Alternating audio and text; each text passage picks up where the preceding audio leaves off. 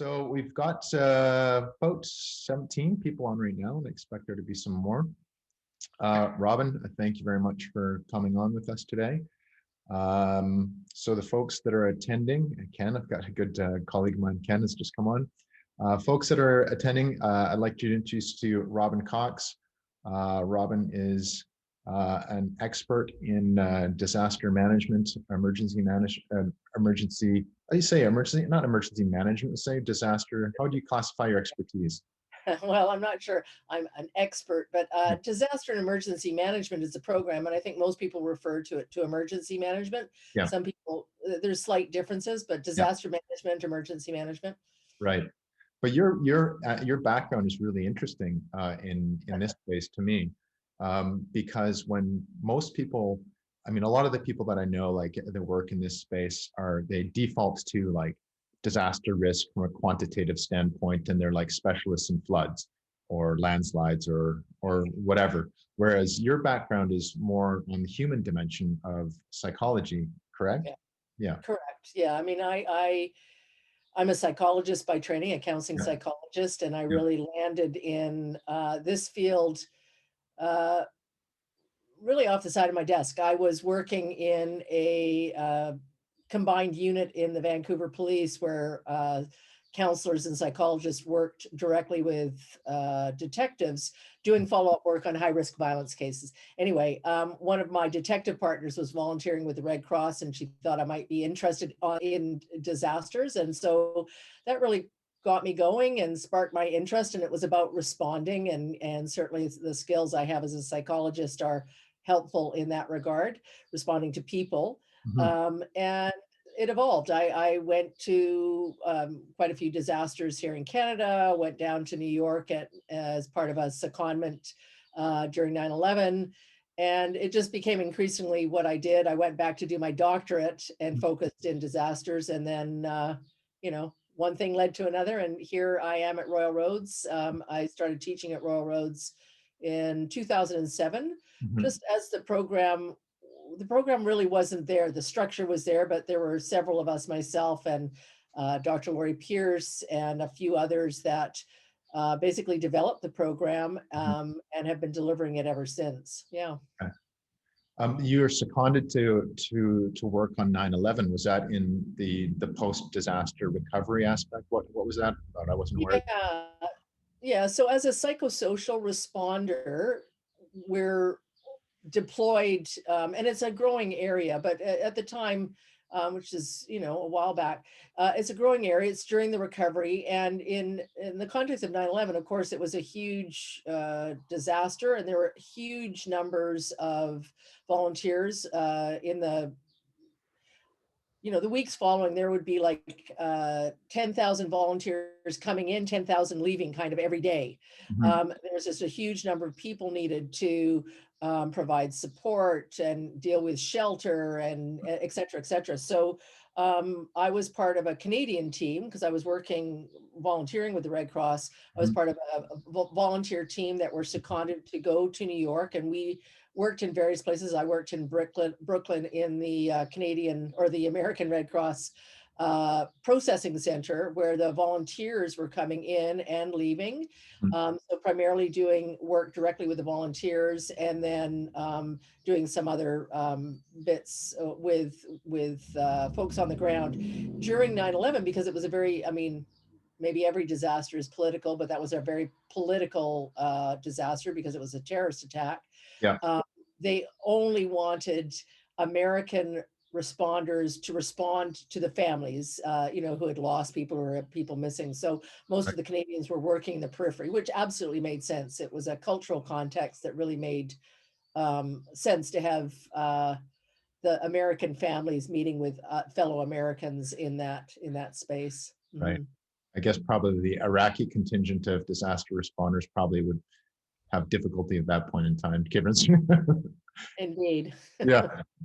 So what did you learn from that though? That experience must have been like just made a massive imprint on you in terms of just like being thrown into that. Yeah, it really did. And I guess what there were many things. It was very impactful. I was down there for a month, and it was really seeing the best of humanity in terms of the volunteers and people standing by the side of the road just clapping and, bringing food, etc. And of course the worst of humanity in terms of how we can, other each other and attack each other and whatnot. What I came back with was a deep sense of the importance of the work of supporting survivors of disasters and supporting responders. Mhm. um, and that was sort of a big takeaway, and really also, and this one's harder to talk about because especially to people who've either been in a disaster or in the midst of a disaster, I wouldn't bring this in, but there's this opening that happens in a disaster. Everything is kind of thrown up for grabs. Mhm. Normal is gone temporarily. I mean, it's Mhm. really in some ways what we're dealing with COVID as well. But Mhm. and there's opportunities in there, and it's not to say, oh, let's take advantage. Although there are people that do that. Mhm. And Naomi Klein's disaster capitalism, talks about that. But it's an opportunity to sort of look around and see decide what you want to pull forward, whether that's as an individual or as a city or as a nation, and say, what is it about what we had as normal that we think actually was working for us, and what do we want to do differently? Mhm. And I left with that. Now, I don't see that happening always, or maybe even often in disasters, but I think that was a profound takeaway for me, and that really guided my work moving into the doctoral program and the research that I did then, and in many ways that I continue to do. Mhm. Well, it's interesting you bring that up because I put that point in about, how the, like, given that context. And I remember, like, in fact, I was actually doing a project in Saudi Arabia at that time when 9/11 happened, and my boss was in Saudi Arabia at that time. So I'd been dealing with a Middle Eastern culture was Yeah. radically different than the group that we're dealing with. And even the encounters that we had in the process of doing what we were doing, which was a design project, was sometimes it's like, whoa, this is different. And so in the context of that, when you're confronted with these othering situations, right, which under some circumstances would be challenging, but then under those extreme circumstances must be like unmanageable for some people, but at the same time possibly present opportunities in other ways. Is that kind of what you're getting at with this like opening up of a discourse or way of thinking about a Yeah, situation? yeah, in part. I mean, it's a number of things. I think, when disasters happen, the immediate response, whether it's 9/11 or it's the floods in Calgary or the wildfires in Fort McMurray or whatever it is, the immediate typical response is that people pull together and Mhm. people very much feel um, very connected to each other in that experience. So there's this Right. real coming together of people, and then of course there's volunteers that come in who are also moved to respond. So there's that absolutely dissipates over time.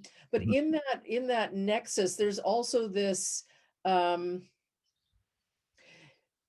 yeah, normal has been disrupted. Everything has changed, Mhm. and the old adage was, build back, and and an older understanding of resilience is to build back, to return, to bounce back. Mhm. And that has shifted over the years, thankfully, but where it's really not about, I mean, it can be, yes, we'll return to what we had, and that's definitely a human impulse, but it's there's also this opportunity to reflect on what has been destroyed or shifted or changed or put into suspension while things are getting back to so-called normal, Mhm. and to really make some important decisions. And those can be decisions about that are very specific to the disaster. So how could we rebuild and recover in ways that make us more resilient to this kind of disaster? In a flood, for example, how do we how do we make choices about where we rebuild? Are we still going to stay in a floodplain? The kinds of buildings that we rebuild, all those choices can be made. But it can also be at that larger level. And I would say, again, when I think about COVID-19, because I've been, talking a lot about that in webinars, which is, there's this, and we've seen it, which is there's this opportunity where normal kind of stops and people kind of look around and go, hey, my human impulse is I want to get back to normal. I can't wait back to, and that's still a dominant discourse and a dominant impulse. Mhm. But there's also this other conversation that can happen if we allow it space and cultivate it and show some, interest in it, which is, hmm, well, the COVID pandemic has really exposed, it didn't create inequality. It didn't create um, some of the situations and fragility in our healthcare system, but Mhm. it illuminates it, it amplifies it. That's what disasters do. Yeah. And in the amplification and the illumination of those things, we as citizens, as governments, as businesses, as schools, whatever, have choices to make. We can go like, oh, okay, well, I just want it to be back where it was, or okay, we have to rebuild, whether that's physically in buildings or in community or social infrastructure.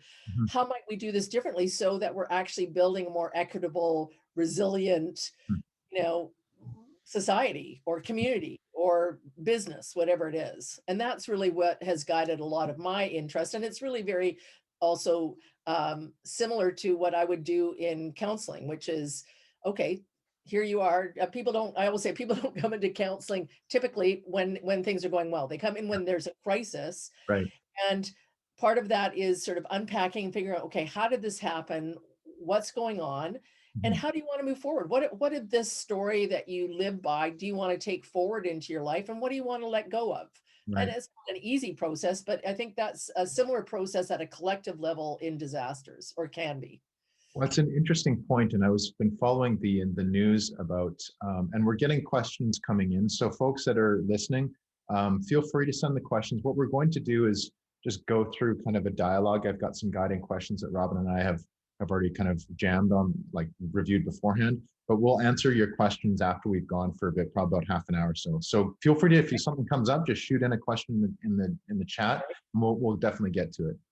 But one, I've been following the liberal, well, not religiously following, but just the news that's coming out of the Liberal Convention, the NDP convention, and the fact that the universal basic income motion was like 75, 71%, I think, in favor, like, which is significant for a motion in any kind of like group party. And if this same motion were to be put forward like 2 years ago or something Right. like that, I don't think it would have at least garnered the support that it has.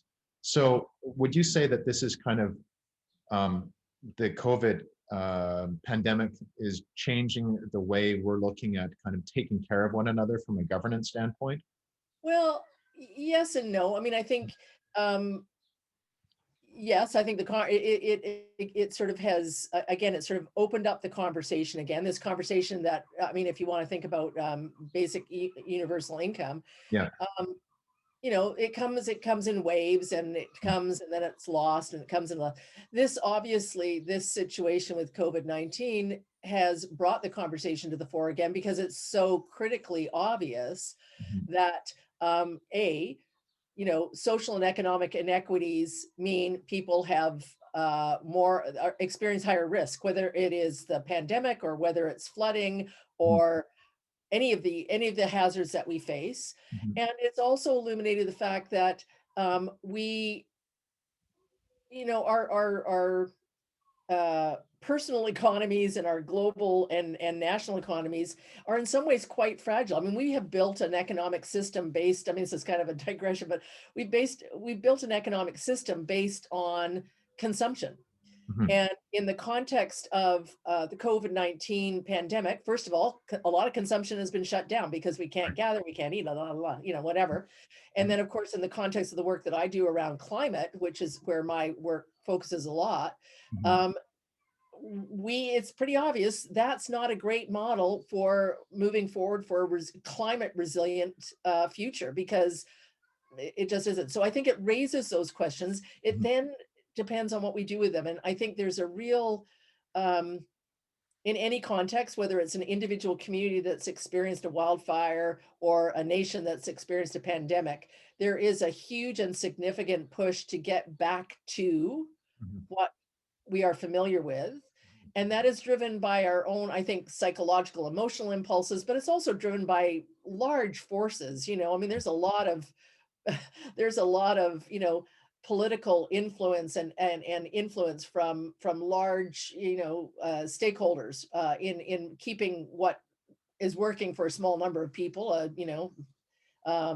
maybe shareholders and this, Mm, so elite. So I think it opens up the possibility for the conversation. I think right now that's also intersecting obviously with the, horrific ongoing racism here and in this US and everywhere really. mm, And, the flashpoints like, George Floyd or the, indigenous rights. So I think it's all constellating right now in the context of COVID-19. mm. The question will be what we do with it politically and socially. Like, do we keep it on the foreground? Do we actually do something, or do we just talk about it and then return to what we had? That'll be the big reveal. We've already had the big reveal of COVID in Yeah, terms of revealing those things, but the big reveal will be, do we just waste this opportunity and return to what we had, whether it's around that or whether it's around, there's been lots of conversation about, um, how we were or weren't prepared and how this took us by surprise. And it's like, well, it shouldn't have taken us by surprise. mm, We had SARS yeah, and others, but we've had directly in Canada, we mhm, were the developed nation that I think was the hardest hit by SARS. We mhm, had a huge amount of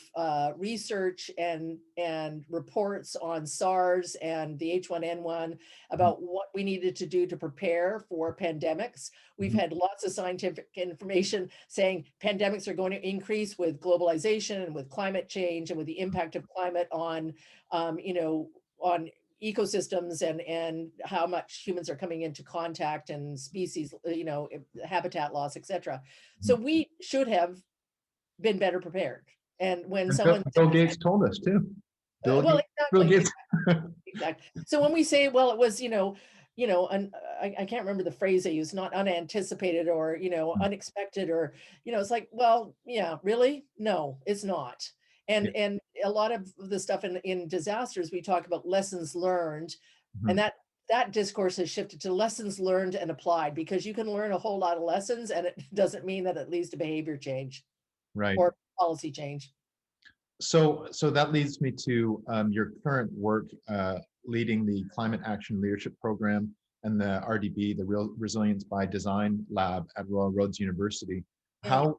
How are you directing your group's research and that program's kind of, how are you navigating the direction for those educational programs and the research, given these things that are coming up? Yeah. Like, what have you got in the hopper now in terms of what you're working on?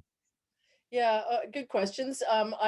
They're very interconnected for sure. So, the Resilience by Design Lab is sort of research and capacity building lab. We do research, traditional research, and we do a lot of research with a more sort of capacity and sort of almost program. It borders on programs, and the focus of that work is really cultivating and empowering leaders. And I don't mean political leaders. I mean anyone as Mhm, a leader in disaster risk reduction and climate adaptation. And disaster risk reduction again being a much more anticipatory and preventative way of approaching disasters. We have a history of a sort of more response oriented. It's like, oh, there's a disaster, let's respond to it. So, really sort of saying, how do we reduce risks so that we're not responding all the time? And then how do we prepare better for when we know we're not going to be able to, avoid all the risks? right.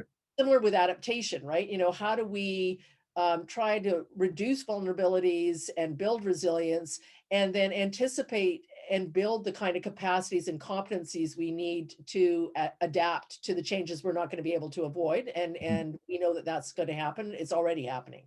mhm, So the lab does that work. And it's really, we have a number of projects. We've got a project right now with young people here in Canada and in Puerto Rico, mhm, looking at using design thinking mhm, and building capacity for students and teachers and young people in their communities to use a design thinking approach to build resilience in their communities in whatever ways that looks. And we'll be doing that in both countries. mhm, We also have a project called the Adaptation Learning Network, which is really about building capacity with working professionals through not credit courses and We've developed an climate adaptation competency framework. So really saying, how do we bring these things together to build competencies with working professionals across all sectors for adaptation. Mhm. And then there's the MA in climate action leadership, which is again doing that. It's saying a very transdisciplinary, open learning approach. So it's all on WordPress and anyone can see what the courses are and what the readings are and what the assignments are for that matter.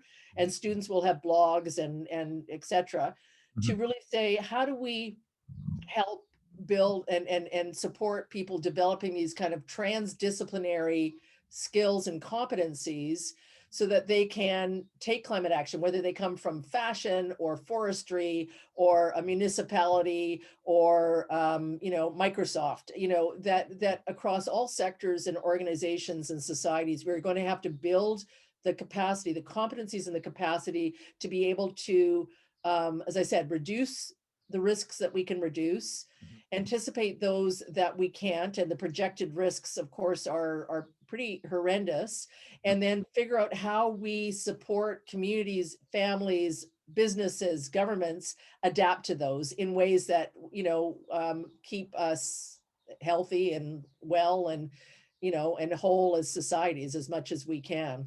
Mhm. Mhm.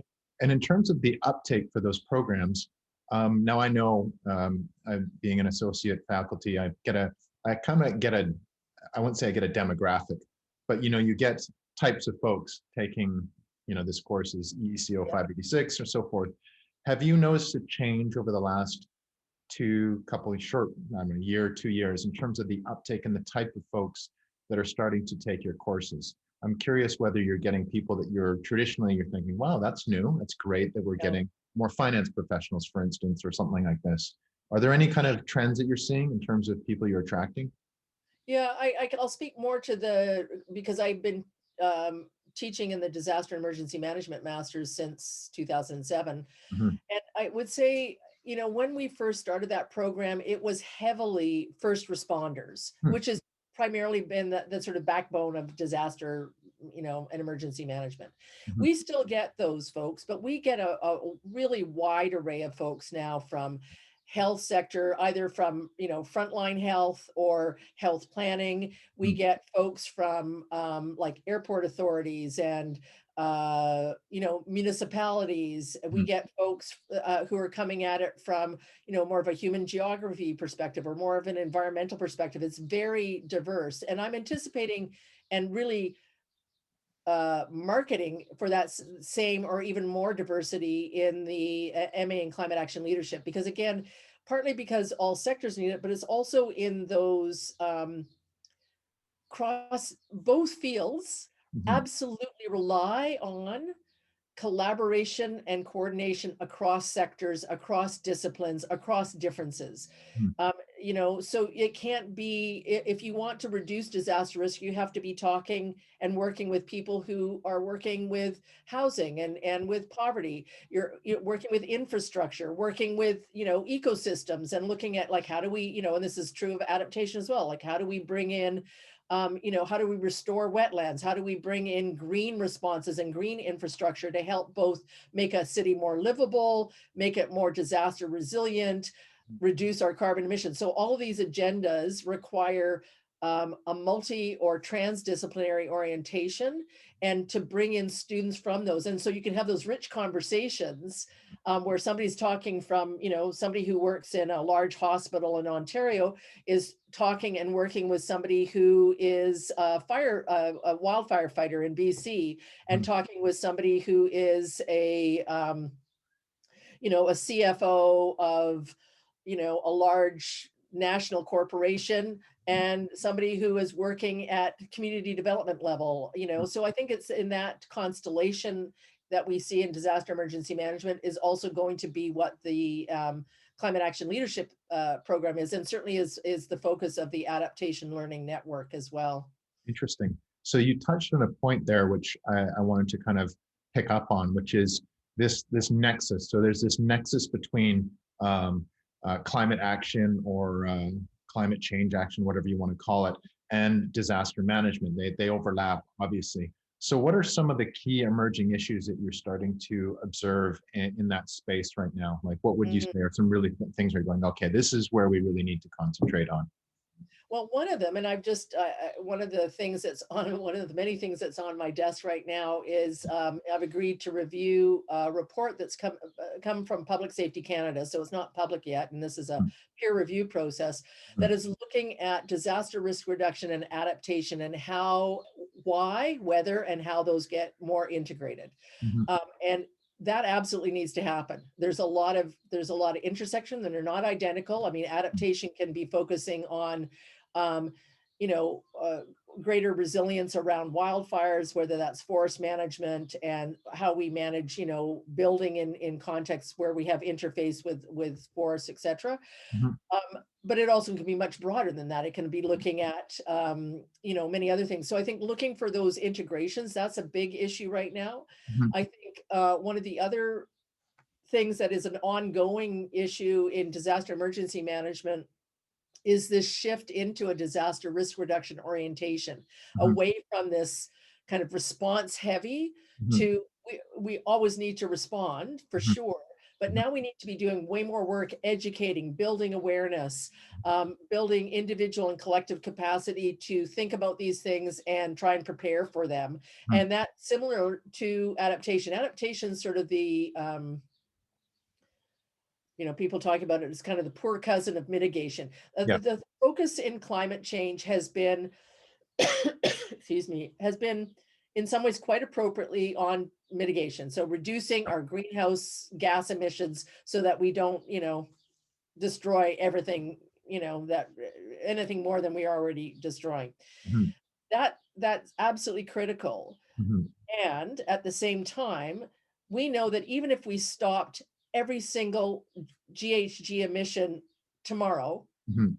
all across the world, so none, we are still in climate change. We are still in global warming. Those effects are locked in for decades. Correct. And so we are still going to have to be addressing those, in addition to the fact that we live in a world where natural hazards exist. So, Mhm, I think the biggest conversation is about um, the integration conversation, but also how to mainstream this thinking around disaster risk reduction or resilience and adaptation. Mainstream it in ways so that we can all, mhm, like I say, where business, public, private sector, whatever, be working from that kind of orientation in what we do, so that we are working towards a world that we want to live in or that we can live in. mhm. Well, I think the momentum is there. Like, I mean, you're right about the mitigation adaptation conundrum, right? And Yeah. I guess I started really in this stuff in 2003, 4, 5, something like that. And at that time, I mean, adaptation was really the poor cousin of mitigation. It was like, okay, well, let's just kind of talk about that stuff. And I don't know. I think part of it had to do with the fact that people just didn't want to admit, because there was a certain defeatism in admitting that we had to adapt, right? It's I think like that's we're in exactly it. trouble. Like, we got Yeah. some big issues we got to take care of. Well, I And I think I think, think there was a good reason for, I mean, I don't know if there was a good reason for all of it, but I think part of it was we can't afford to let governments think about adaptation, mhm, because that's going to be an easier sell than actually doing something about green. So I think that's been going on. I think we're now at the point where we're so far along in the trajectory of global warming mhm, that we need to still focus on mitigation, but we've yeah, seen decades of that not really do a whole lot. yeah, So while we still need to do it, we also can't just pretend that it's all going to be good. It's not. yeah, And so we need to be, and I think that's what you see now. And you're right, there is more momentum there. mhm, It's still, we talk to a lot of people in the Adaptation Learning Network. We've just been doing a large project. Well, we have a number of large projects, but it's a surprising number of people who within governments as well, who, when you say adaptation, they're kind of going like, yeah, I don't think that really is something that we would focus on. It's like, mhm. well, but you're managing natural resources, so Kind of yeah, happy. you are. Yeah, yeah. I think you So I might think it's want to think about it. yeah, yeah, Um, so one of the things that, I mean, in the news, if you want to look at just how relevant this is, I mean, we've got this issue in St. Vincent and the Grenadines with the volcanic eruption. And yeah, we're not working there right now. Like, we're not doing, as you know, we do work in that region, my team and I. But I've, been on the phone and talking to our partner in Jamaica, and I mean, the ash is all over the place. So given the fact that, like, in a situation like that, I mean, it's an interesting one because it's a volcano, right? So, I know a lot of people spend a lot of time on the flood stuff and the landslide and storm surges in the Caribbean. Is like, that's what a lot of coastal risk stuff. Yeah. But even around the volcanic side, there's not I don't see a ton of quantitative work that people are doing. They, say we have a risk of a volcano. If it happens, we're going to experience this, and we're seeing it now. What are the impacts? Well, the impacts are, just ash everywhere, the economic impact, dislocation of people. But in terms of resilience and post disaster issues, from a Mm. kind of a more psychological, qualitative standpoint, what are the things that are going to be needing to be addressed with this particular one in St. Vincent and the Grenadines? Because basically, within a day or two, people have been, like, shipped out of their home island. Perhaps some of whom have never left that island have Yeah. gone to neighboring islands. You're being billeted at someone's house, and you don't know what kind of reality you're going to go back to. No. So, I mean, any kind of response, psychosocial response, the emotional support, so has to be culturally appropriate for one. So I don't know the culture well enough to speak to that, but we know that, yeah, people being dislocated from their homes with high levels of uncertainty and fear Mhm. um, need emotional support. Now, some of that support ideally comes from family, friends, neighbors, Mhm. and depending on how they're evacuated, Mhm. that is more or less available. We've learned here in Canada and in other parts of the world that whenever possible, evacuate a neighborhood together, evacuate a building together, whatever, so that there's still those familiar people and Mhm. social networks that can continue to, support each other. In some cases, though, that's not possible. And in many cases, additional outside support is needed. Now, that may be support that is just very functional and practical, like where do you go for this? How do you access this? How do you get information? How do all of that kind of stuff? And that is huge part, in responding to disasters, Mhm. the need for information is high, high, high. It causes huge anxiety and stress. Yeah. And the more that that information can be supplied by a trusted source, and even when the answer is we don't know, but Mhm. we will let you know when, as soon as we do. This is what we know. This Mhm. is what we don't know. So these kinds of communication practices are absolutely critical because people need to reestablish some sense of um, kind of control in their lives. And one of the ways is just, okay, I have information, I can make some decisions. I Mhm. think so. There'll be that. I think there's going to have to be, I presume, economic support, while they're evacuated. And also, as you say, many will go back to changed circumstances, jobs Mhm. lost, communities potentially lost or changed so dramatically that people can't either live in them or work right away. So I Mhm. think those kinds of supports. For some people, it is, it depends on what's going on in their life. It depends on who they are. And there are many variables that go into people being traumatized. Mhm. Deeply traumatized by these events. And for those people, we always say the majority of people will recover. It Mhm. doesn't mean they don't need support doing that, but most of the people will recover on their own. They'll, offer some appropriate supports, practical and resources and emotional. But Mhm. there will always be a subset of people for a variety of reasons. It's not a weakness, it's just a constellation of circumstances and life experiences, etc., who will need more targeted support and maybe more professional support Mhm. um, to regain their sense of balance and to try and figure out what it is they're going to do if their life circumstances have changed or if they've lost people or, Mhm. and there's, for many people, there's a lot of grief. It can be grief around actually losing people or, it can be grief around losing, your farm, your family farm, or the symbolic losses, a sense of safety, a sense of predictability. And Mhm. so I think helping people with that is a really important part of disaster response. And it can go on for a long time because we also know that the recovery process is way longer usually than the disaster. COVID, Mhm. maybe not so much, but Mhm. recovery period is longer and Mhm. it is bureaucratic. It is fraught with forms and insurance. I mean, whether you have it or not, or just figuring out where to access food and who gets food, and is it the head of the household? Is it the woman head of the, Mhm. it's fraught with that, and it can be a very frustrating and overwhelming experience for Mhm. people. Mhm. And people will often say, the recovery was worse than the disaster itself. Really? Okay. Yeah, That's something to hear because quite a bit. it goes on for a long time, and it's like, I think again, I was just bringing it back to COVID. I think, um, we're not even really in recovery. We're still in the extended disaster, right? Yeah. But I think, when we've seen it like this recovery, this coming back and forth, it's challenging to adjust and pull back and sort of think, okay, where do I go? I mean, Mhm. who am I?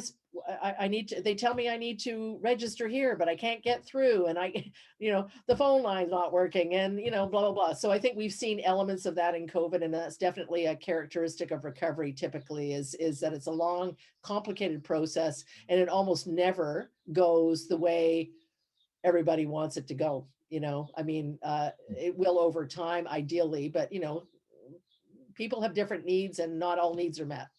So I mean, this one thing I found is, now speaking personally, I haven't really had that a lot of difficulty about the isolation part of the COVID. I mean, partly because of the nature of my work, and I'm used to working virtually and moving around and all that kind of stuff. Whereas others, that is one of the biggest impacts they have, is feeling isolated and cut off. Yeah. And I've read, and by no means an expert on this, but I've read those classic papers about the heat waves in, one was in Chicago and one was in Paris. Right. And their comparable death rate was like significantly different based on, from what I understand, the degree to which people were connected in social networks.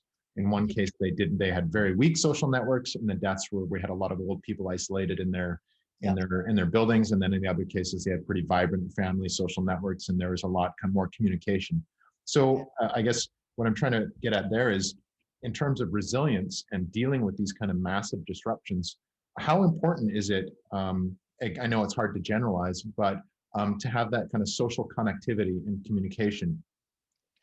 Well, it's huge. I mean, we're social creatures, Yeah. and not only for our emotional well-being, but for our physical well-being, Mm. for our, ability to get things done. And so, social networks are a huge part of resilience. Mm.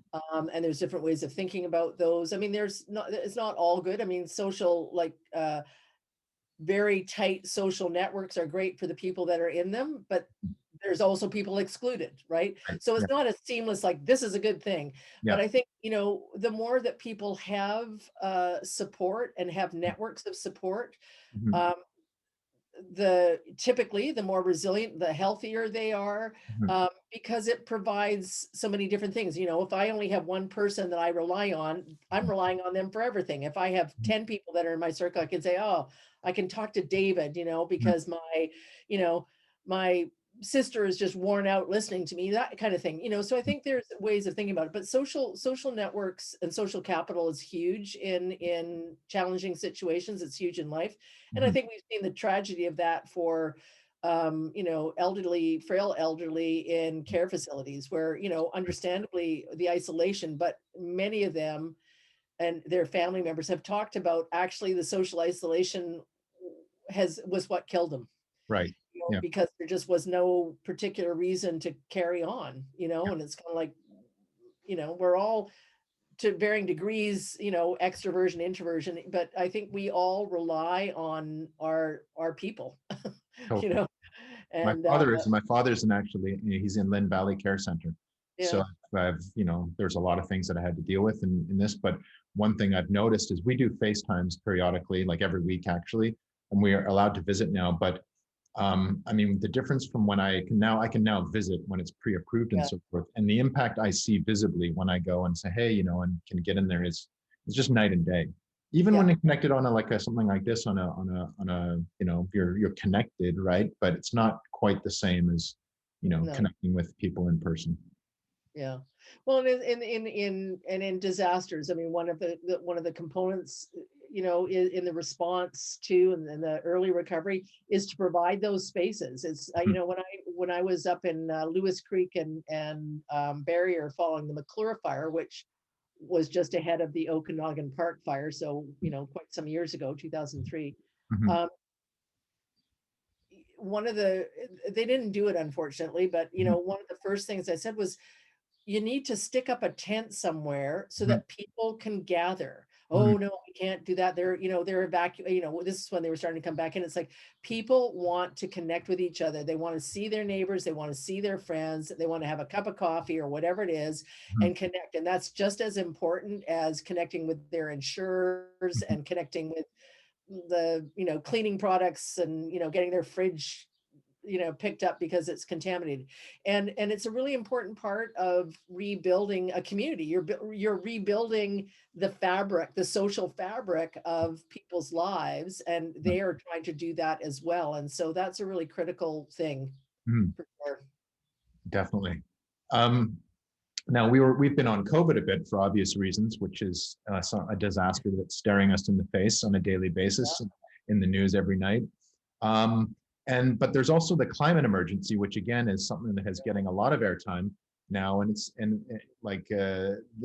but there's another emergency which is widely cited in the scientific literature. It's this the threat to global biodiversity and the health of ecosystems. So Yeah. the biodiversity, and if you look at the tipping point papers by Stefan et al., where if you want to look at the actual data, the biodiversity and ecosystems component of like, are we in a safe space right now in the planetary boundaries? We're not. No. We're like in bad territory. Yet it doesn't seem to be as something as kind of made made pressing or is communicated as much of an communicated as much of an emergency on the news and in our daily lives. So in terms of like the connection between biospheric sustainability, which is obviously something that we really need to think about if we look at just purely the assessment data. Where's the connection between biospheric sustainability, climate action, and disaster risk reduction or disaster management? I know it's Well, a biggie. That's a biggie, but that's a big but I do think that there are probably many people that who have greater expertise that could answer that question. But how I would answer it is that, I mean, a number of ways. One, you we tend dominant culture anyway, tends dominant Western culture looks at things in very siloed pieces. So biodiversity, mm, climate change, disasters, and economic well-being or whatever. So it's not how the world works, it's not how we work even. mm, And so we have to start bringing those conversations together because um again, obviously biodiversity and protecting ecosystems has direct relevance to why, or flip it, our carbon emissions have direct relevance to what we're doing in the biosphere. We're and our dominant Western cultural relationship to nature, which is nature is a resource for us to use, whether it's lamb that I eat or a tree that I cut mm, or a mine that I dig. And mm, so that is directly related to why we're in the mess we're in, not only in terms of the biodiversity, but climate. mm, Similarly, our population is connected, our continued growth in population is connected. The aggregation of people in cities is connected. So all of these things are connected. So I think that's one thing is we have to start working to help people make those connections. Disasters, again, I mean, a disaster, people talk about natural disasters. There's no such thing as a natural disaster. There are natural hazards yeah, and there are disasters. right. Natural hazards are just what we live with. Mhm. The disasters are largely, we talk about them being socially constructed. We talk about, you know, by our choice of where we live, how we live, Mhm. uh, our economic systems, our political systems, all that sort of stuff. Mhm. So I would say that, and I think some of the solutions are also very much cut across where, um, we've been talking with, I mean, there's a lot of focus right now on green solutions. So how do we support, um, you know, uh, the health of forests, for example, or grasslands, which has direct implications for biodiversity. It also has direct implications for carbon sequestration. It has direct implications for adaptation.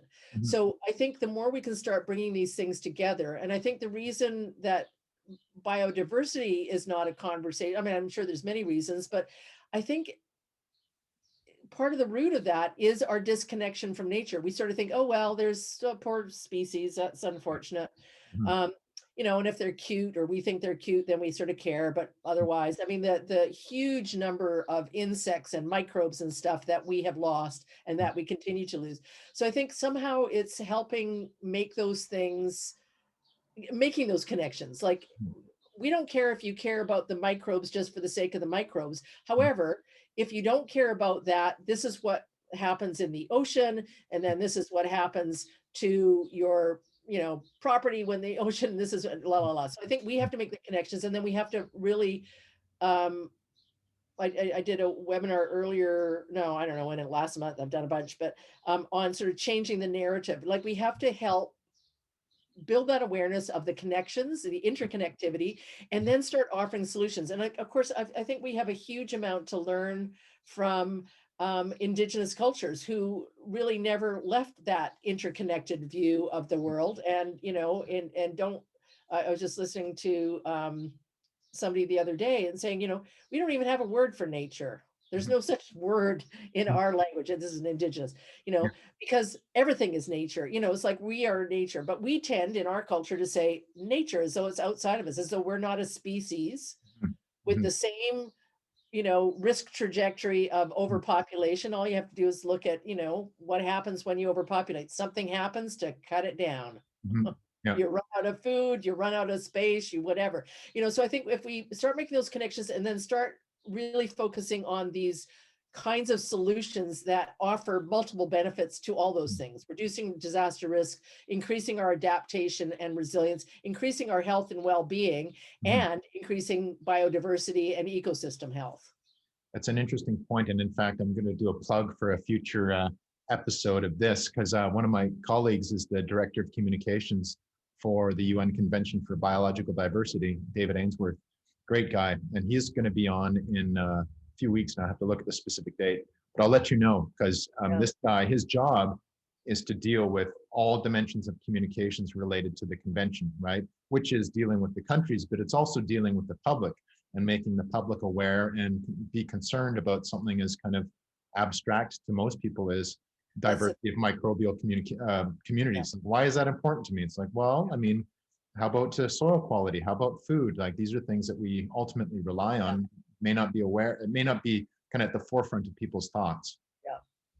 Well, it's not, and it's complex, and we don't spend a lot of time hanging out in complexity normally. So I think, helping to make those connections, the relevance, we talk about this in disaster stuff as well. It's like you can't get people, we've got decades of trying to get people to prepare for disasters, Mhm. and it hasn't gone well, Mhm. um, individually or collectively. People who've experienced disasters even sometimes don't do it. They do it for a short period. But anyway, Mhm. um, so we have to figure out the messaging for it and to make it relevant. Like if it's something that may happen Mhm. over here at some Yeah. point, Yeah. and I've got to get my kids to soccer, or Mhm. I've got to try and figure out how I'm going to feed myself and my family, or I'm struggling with cancer, whatever it is, that's like in my face. I'm going to deal with that. So Right. somehow we have to bring that relevance in and make it a story that is doesn't lose the sense of urgency around it, because it is urgent on all fronts, Right. red alarm going off. Mhm. But to help people have a sense of agency and ability to shift the direction Mhm. and understand what solutions might be, and understand that some of those solutions actually would make their lives better. It's not just about preventing disasters or, catastrophe, Mhm. ecosystem collapse. It's also, and again, just to round it off to COVID again, but people are getting outside. I mean, not everyone has access, for sure. That's inequitable, both because of geography and climate and economics and stuff. But people, where possible, are connecting more outside because that's what's available to them. And all of a sudden, Yeah. it's like, oh, Yeah. going for a cycle with my kids, or Yeah. I'm cold water swimming, and it's kind of like Yeah, Yeah. okay, that's kind of thing. And then I think the indigenous rights movements, the anti-racism movements are also helping us to reconnect in, I mean, there's a lot of othering, don't get me wrong, but I think for people that are ready to listen, there's a renewed sense of like, right, Mhm. we know what we need to do. Yeah. So let's get on doing it because we're facing increasingly uh yeah, I mean, a situation that is really unimaginably bad if we don't do something. So Absolutely. Absolutely. I know And I sorry, go ahead. well, I was just saying, like, you're talking about the real stuff, like the real kind of, these are the issues that present themselves to us on a, on a regular basis. Whereas a lot of the discourse around this in the policy landscape, not always, but often takes place at the convention level. Like, so in the case of like for disasters, it would be the Sendai framework for disaster risk reduction. And what I've observed sometimes is hanging out in those circles and going to those conferences, you get like the mile high talk about Totally. blah, blah, blah. And then it's hard. I sometimes struggle to see the connection between the mile high talk and action on the ground. So, I mean, my question is to you, like, given the fact, let's talk about Sendai particularly, Mm. how does that, how can elements of that global framework be connected to what needs to happen in, say, British Columbia, Right. Royal Roads, Canada? Well, the Sendai framework's a good one. That's one that I'm most familiar with, and it is making a difference. It's way too slow, but the shift in emergency management in Canada and in some other parts of the world, but certainly in Canada, is gradually moving into, because the Sendai framework talked a lot about disaster risk reduction and resilience, talked about from the ground up that people need to be involved. And we see that increasingly in BC. I'll speak to the context that I live in, where EMBC is focusing a lot more attention on education and awareness building. It's focusing a lot more, still needs to do more on risk reduction. So how do we reduce our risks? There's some, and I don't work there, so I don't really know, but I know that there are some conversations. I think they need to increase between the folks that are working over an adaptation and emergency management. And so those conversations, so there are shifts. I think the challenge now is that the shifts are quite slow and incremental. And we're in a situation right now, both with biodiversity and climate crisis and other crises, that Mhm. we really need transformative changes. The incremental is not going to get us there any more than the incremental mitigation is going to get us there, right? Right. We need to be thinking, you know, universal basic income would be an example of that. We can't move forward if people in a good way, if we don't have basic needs met in our society for everyone, not just for some, but so I think we need transformative. And I think so bringing that policy down to the ground, um, I think we could do a lot more, but it is shifting things in a better direction. Mhm. But I think we need to spend way more time on education. I mean, obviously, I'm in the business of education, but education and awareness building is really critical because governments respond to what voters want, Yes. and corporations really. But so we need it to be enough of a priority for them, Mhm. whether it's a corporate, sort of lobbying or citizens saying, you need to do this. We want this, Yeah. for those kinds of transformative changes to happen, really. And, Yeah. and there are people making those changes on the ground, right? Yeah. So, I often think that it's civil society and the private sector to some degree in certain aspects that leads these types of changes, right? The government doesn't always lead. I mean, in fact, I no, would argue that most of the I don't, time they're just I following don't, the path of where the general direction is going. Now we're pushing an hour now, so I appreciate you giving the time to us. So I want to just address a couple of the questions that come yeah, in. One is the example of Exxon Valdez mm, as an environmental protections um, were instated after the disaster. really, So that's kind of a reactionary measure. So what do we really need that? I guess like one of the questions I would have, in fact, like I remember Exxon Valdez, and that motivated me along to go down the environmental route in part for my yeah. education. Do we need that though? Do we need an Exxon Valdez to have environmental Well, protections, or or in do similar we circumstances. I don't know. Do we need it? I'll go back to my counseling roots. Like I say, 98 or 9.8, I don't know, percentage of people. It's the rare person Mhm. who comes to counseling Yeah, when things are going well. right. They and it's not, I would say in a counseling session, you can listen on a whisper or you Yeah, can listen on the hurricane. yeah, And so most of us wait somewhere closer to the hurricane end before we do something. yeah, And I think societally we're also like that, where it's like, oh, gee, there was an oil spill, there was a pandemic. It's like, yeah, no kidding. yeah, We should have, we could have anticipated that, and some people did. yeah, Exxon Valdez or any things like that. We know that there's problems there. We yeah, know, shipping oil, there, I mean, multiple problems in terms of using things, but we are very reactive. We seem to be very reactive beings for the most part. I yeah. don't know if we can change that culturally. Mhm. I think we can put systems in place that support more of that, even if our natural instinct is to avoid things and kind of go like, la, la, la, la. Yeah. But I think that's partly a role of government and the systems, the cultural and social systems and political systems we create Mhm. can help do that, even if we individually are kind of like, I'm gonna wait until my partner's left me before I think, oh my God, we need counseling. Right, Um, right. Yeah, yeah, so yeah, I mean, and Exxon Valdez crisis also was, I again, should have been a wake up call, not only about what we're doing with oil and shipping and whatever, but I mean, decades mhm, of impact. mhm.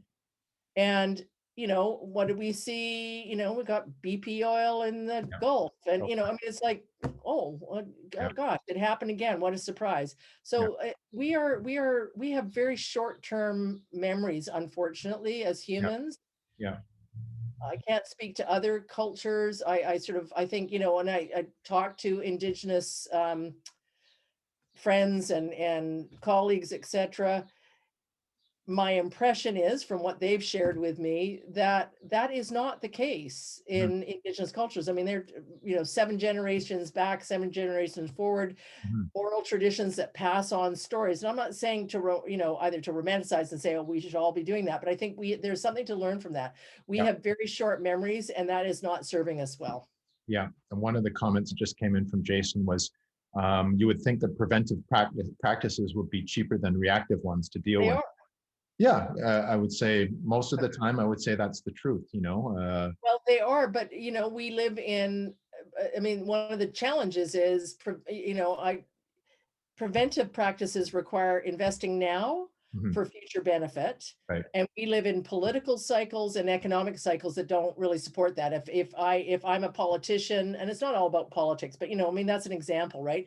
Mhm, If I'm elected, I've got 4 years. Well, I've probably only got 2 or 3 to, make some hay, so that people reelect me. yeah. Um, those short project cycles don't work for these kinds of complex and complexity. Mhm, So, we have that in our political systems, and we have it in other structures, right? And they're not conducive to, but prevention does. I mean, in webinar I gave on recently on adaptation, saying like there are hard statistics that show $1 invested now in adaptation, it has like a 10-fold return. okay. And cost savings from Cost savings. damages. Yeah. But you know, Mhm, you have to convince somebody that they're going to invest their dollar now and they may not live to see the return, right? correct. Yeah. So I don't know. I mean, and that's not, as I say, just at the political level. I mean, we do that ourselves, right? I mean, we buy the car instead of, investing in our, I don't know, pension plan or whatever it would be. It's like, well, Yeah. I know what I want to drive now. Yeah. But I think it is true. Prevention typically costs less than response, and the cost of, if you come back to disasters, I don't have the figures here right now, but the costs of disasters, natural hazard related disasters, has escalated. It's like the hockey stick of COVID, when we Right. first saw that one. It's like that. And so at some point we're not going to be able to afford that. Well, I uh, mean, if you follow the insurance market in Vancouver, I mean, that's a very good example of look at it. I'm like, oh my gosh, it's out of hand. It's crazy. Like there's Yeah. buildings that are not insurable now as a Yeah. result of like mostly it's flood related and so forth. But Yeah. there comes a point in time where there has to be some sort of analysis of that. Yes, indeed. Good. Well, I'm gonna close it up. I wanted to thank you very much for coming on and taking an hour of your valuable time to have a chat. It's always a pleasure. It's nice to have a chat, but at least we just got a bunch of people like chiming in on our discussions this time, so it's kind of fun. Nice. Well, my pleasure. I doing good work, and I hope everyone enjoyed the webinar, and those of you that are in the course, that you enjoy the course. Yeah, go Royal Roads. Yeah. Thanks, Robin. Appreciate it. All right. Thanks God everybody bless. for coming out. Thank you. Okay.